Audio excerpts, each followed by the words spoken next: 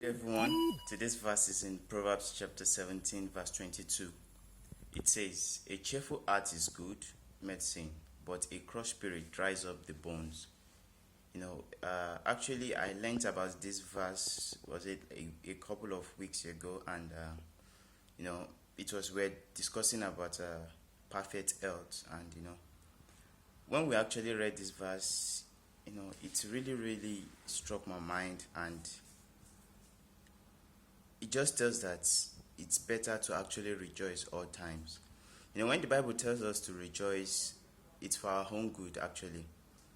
And rejoicing is not just, it doesn't just help our faith level, it doesn't just help our spiritual life alone, but it helps our physical body.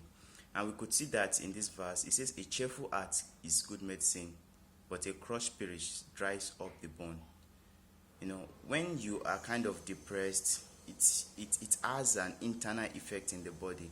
And scientists have actually discovered this, and they found out that those people that think a lot, they worry a lot. When I mean worry, they give room for depression a lot. They're actually affected. Their health issue is always worsening. So Solomon is telling us here that a cheerful heart is good medicine. So sometimes we don't even have to always take medicine. Just having a cheerful mind, a cheerful heart. KJV says a merry heart. There are some other verses use a joyful heart. So it's very necessary for us to be joyful. And it might seem like, what's like in this kind of situation you are joyful, your heart is merry. Like, are you an hypocrite or whatever it is? But it's necessary actually, because it's even better than medicine. It says it's a good medicine.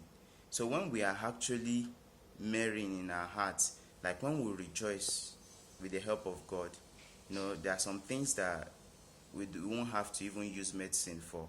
There won't be even need for medicine at all. So I encourage us that at all time we should always learn to rejoice. It's an act of faith that, yes, even though as this situation is going like this, I choose to rejoice in the Lord. I choose to rejoice in faith that everything is going